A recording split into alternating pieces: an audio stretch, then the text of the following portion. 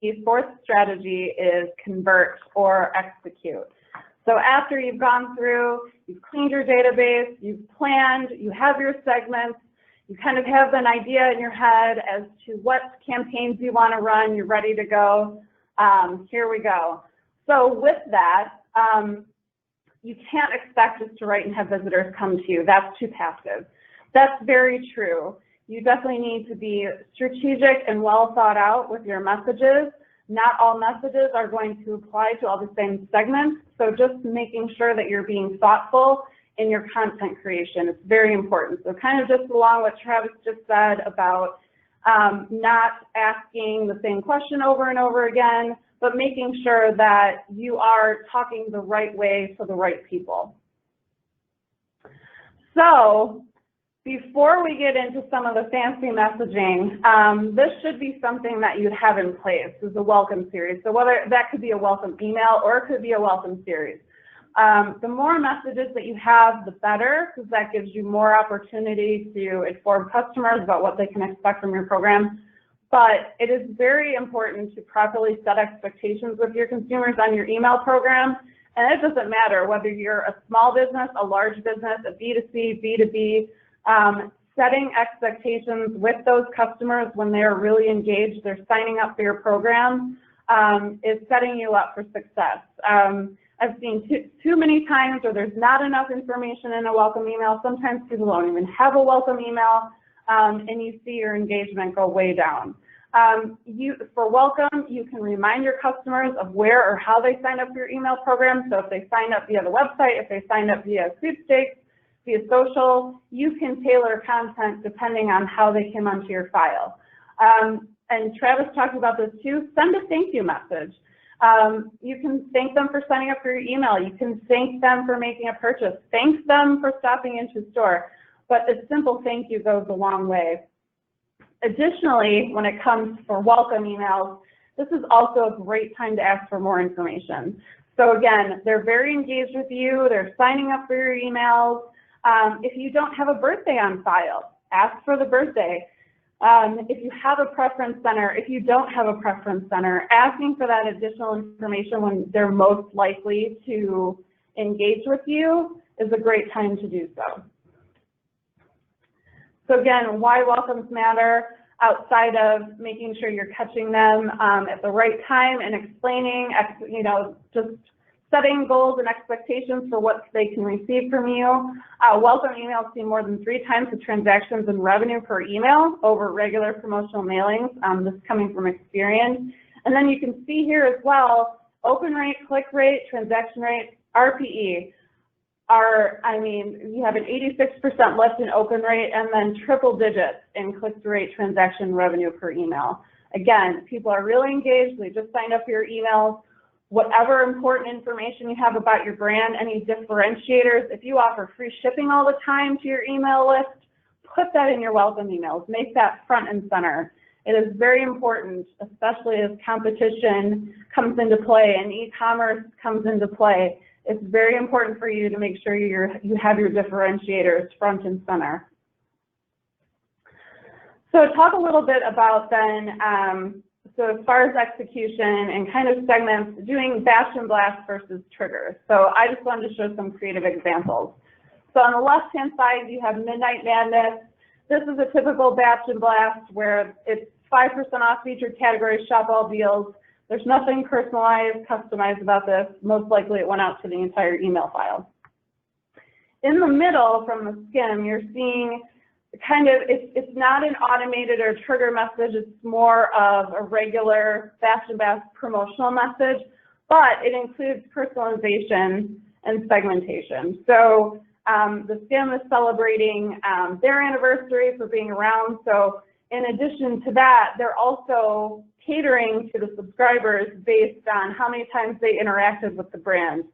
Additionally, on the right-hand side, comms, this is a trigger anniversary email. So if you want to do an anniversary email, it could be the anniversary of your first purchase, anniversary of signing up for the email program. But here, this is more personalized. It has a 15% off code, things like that. You can also tailor this to include first name and different things along those lines. So just some stats again. I know we've talked a lot about it. I showed some stats for welcome, but if any of you need any fuel to provide to upper management as to why you should be working on these types of programs, personalization, segmentation, automation, all these TIONs, once you set them up, especially automated trigger emails, they perform so much. They have a 34% increase in revenue, for example, over regular promotional emails. So once you get those set up, not necessarily forget about them, but especially if you have a small email marketing team, getting those emails in place is going to benefit you, and then you're going to be able to focus more on big picture items and projects versus just getting another promotional email out the door. It's just important to start somewhere, regardless of company size. So here's thinking after holiday, did these people convert? If they did convert, it is very important to keep them engaged with relevant content. So again, some of these things do apply to both whether someone converted or not, but some ideas for if they did convert. Thank you. Again, a simple thank you. Thank you for signing up for the email program. Thank you for the purchase. This is also an opportunity to upsell or send replenishment emails. So if someone potentially bought a Keurig over the holidays, you can say thank you for your recent purchase and then have some product recommendations underneath for K-cups or filters or different things like that. Preference Center, if you have one of those to direct your subscribers to your Preference Center. Again, if they did convert, great time to ask for ratings and reviews. That can be with an incentive or without an incentive. A lot of people, like, especially if they love a product, you're able to then, if people do review, then you can follow up with different emails, and you can send out an email with 5-star rated products, or you're able to dynamically populate some content based on some of the reviews that you get. Birthday emails, again, whether they converted or not, you can use birthday. Whether they provided their birthday up front in your Preference Center, again, it's a campaign that you can send out trying to get their birthday, keep them engaged. And again, it could be a simple happy birthday. It does not necessarily need to include a promotion. Sending them an anniversary email. Again, it could be the anniversary of their first purchase with you. Whether or not you decide to send them a promotion or not, you can include their activities. So if you're like an Uber, how many miles did you ride with them? Southwest Airlines does the same thing. A lot of them, you tend to see a roundup from the year. It could be how much you saved with us this year, something to acknowledge them. Again, in progressive profiling, this could be in lieu of a Preference Center or in addition to. So again, this could be things like trying to get birthdays, understanding different preferences, things along those lines. If they didn't convert, you could also do surveys to try and understand maybe why they didn't. Maybe they were browsing your products and they found a better deal somewhere else during the holiday. Making sure that if they didn't convert, not letting them get too lapsed. So making sure that you have some sort of re-engagement email or series or something, some sort of segmentation in your back pocket. You can also kind of you can score your list to understand where people fall engagement-wise, particular to your list. You can use those different tiers to segment promotional emails. You can also use those to enter into re-engagement, but definitely if you're having an issue with engagement, making sure that you have some sort of re-engagement email or series in place is important. Again, birthday for this group, and also progressive profiling, trying to understand more potentially about them. Maybe they bought, again, maybe they were browsing, they found a better price somewhere, maybe you couldn't get the gift to them in time when they needed it, but just to understand more information. So following these slides, I'm going to show you kind of more examples of some of these items. So here we have a simple thank you. Again, thank you could be in different forms. So you can send a thank you email after someone signs up for your email program. You can send it after someone makes a purchase.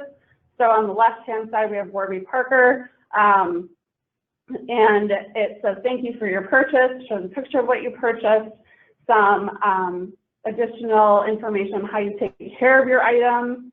So it could be more sticky content too, to allow customers to come back. Crate and Barrel in the middle sends an after order delivery, so thank you for your order. And kind of like the Keurig example that I use of K-Cups, so it's thank you for your purchase, and underneath that are product recommendations that are relevant to the product that you purchased in order to try and get. So it's a thank you kind of upsell in a way. Also, a simple thank you on important days and milestones. So again, so Fitbit is thanking everybody for 10 years in business. Happy New Year, Merry Christmas. It could be the anniversary of when, again, you became a corporation and celebrating with everyone. Thanksgiving is also a great time just to say, thank you for being a customer, we appreciate you. Again, it does not need to contain a promotion. Those can be more of engagement plays, and it feels, as a customer, it feels nice to receive that kind of communication. So here are some different examples of replenishment/upsell emails. So it could be replenishment, or on the left-hand side, someone purchased a battery. Unfortunately, sometimes those things don't always last forever. So knowing your product life cycle span and then setting up different automations to run when it's time for somebody to replace something. So this example is a battery, but it could also be something like a water filter. So reminding every few months to replace your water filter, or it could be something like, so the next example is a product reminder. So it's a little bit different. So you bought something last year, it's time to reapply. This could also be for kids shoes, for example. Even though it might not be a year span, but I feel like every few months I'm buying my daughter new shoes because her feet are growing. But doing that and sending those messages, so then customers keep you top of mind. And then on the right-hand side, we have an upsell list from Dollar Shave Club. So they're more of a subscription service, but when it's time for your next box to ship, they send an email, and here they have an upsell. So it's like, would you like us to add these to your next order? So doing something like this. So win-back campaigns is next. Of course, this is more for the people that didn't convert, or if those people that did convert end up dropping their engagement, sending win-back campaigns. So those can look different. So you have a win-back offer. So, you know, grab 30% off, or we missed you, so things like that. You could also do some progressive profiling there too to understand maybe what happened, why they're not engaged anymore. You could also, then you also have people that may not be active in your email program, but they're still active on your site. So reminding them why being on the email list is important, what they're missing out on, or if they're not active at all, just showing them or understanding, letting them know what they're missing. Excuse me. Next time we have birthday emails, and similar to win-back, they can look different. So Stitch Fix here saying happy birthday. We have another offer here for take $10 off. And then on the right-hand side, we sent out an email campaign where they didn't necessarily have the person's birthdays, but they're asking for their birthday. So if you don't have that information on file, it's a great example of how you can try to obtain somebody's birthday. And here, progressive profiling, again, whether they converted or not, it's always a great idea for progressive profiling, especially if you don't have a preference center or you find that your users are not engaging with your preference center. Progressive profiling can look a little different. So you could send out an email where you have different assortments, like here on the left-hand side. And once somebody clicks on one of those assortments, it takes them to a special landing page. And from there, depending on what they clicked on, and you can ask different things. You can ask what they're doing for the holidays. Here it's different styles of something. If you are like an Ashley Furniture or a Nebraska Furniture Mart, you can ask somebody what their style, their decorating style is like. Take them to a tailored landing page, and then you could follow up with emails that kind of showcase that style or that aesthetic. You can ask within the email itself. It doesn't have to be a dedicated email, but in the middle example, it's asking for your gender. So if that's something that you don't have, that's something that you can ask for, or you can also ask for information during the email sign-up process itself. So on the right-hand side, excuse me, it's, you know, join our email list, get 15% off, and then it's asking whether you're interested in grooming or beauty. But what's important about all of this is if you're going to be doing this progressive profiling, people know that you're collecting information. Make sure that you're using it, or there's a purpose for the information that you're trying to collect. All right, so this is the last poll question. Just want to know, how many people do you have on your email marketing team?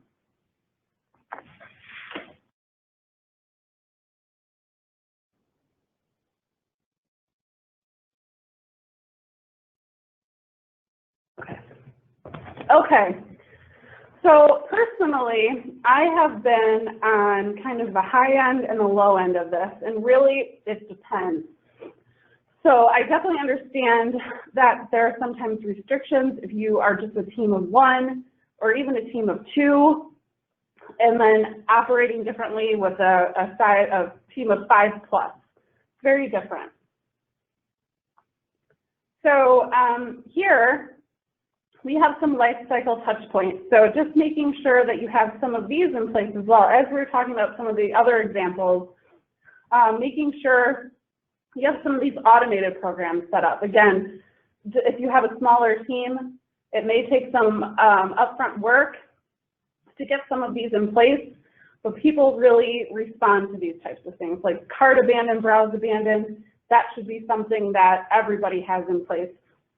I've worked with people who forget that they have those emails in place, and even if it's old creative, people are still buying up, they're still converting. So they're very important. Some other things that you can do, we talked about replenishment. You can add in product recommendations. And of course, we talked about win-back, re-engagement, birthday, and anniversary. It's also important making sure that you are touching the awareness, browse, and engagement points. So having a web pop-up for email collection, asking for email within social contests, making sure you have welcome series in place. It could be, again, series or email, as long as you have something in place, because I definitely understand if you have resource constraints not being able to have a full series. It's important, again, ratings and reviews, trying to collect information as much as possible, and then having dynamic content as well within some of your emails. So that could be within your automated emails, it could be within your promotional emails, within your transactional emails. So at the end of all of this, with everything being said, it's important for you to test. Everybody's audience is different. You can certainly follow industry benchmarks, and those give you a good idea, but your audience is unique to you and may react differently than somebody else's audience, even if they're competitors. So it's important to create a testing plan and control audiences to prove out concepts and show incremental growth. This could also be, especially for, it's easier for larger teams to be able to create bigger testing plans and more in-depth testing plans. But even if you're a small team, even a team of 1, this can be as easy as determining what tone to use in your subject line, or whether to use numbers versus a whole word in the subject line. It's very easy to test those things, and you need to start somewhere and have something. So something like testing the subject line or the pre-header. It could also be CTA language. So whether you're saying purchase now versus like join us in the celebration. Making sure that you're continually trying to optimize your program. Again, following industry benchmarks, great, but you need to make sure that you're testing against your own audience and making sure you do it often, because sometimes that audience changes. And then it's important to write down your hypothesis before you send, and making sure that you're keeping track of the results somewhere so you can learn as you go. And then maybe you don't do tests for a few months and then you forget what you did. Making sure you're keeping a log of everything so you can go back, you can report on what worked, what didn't, and set yourself up for success.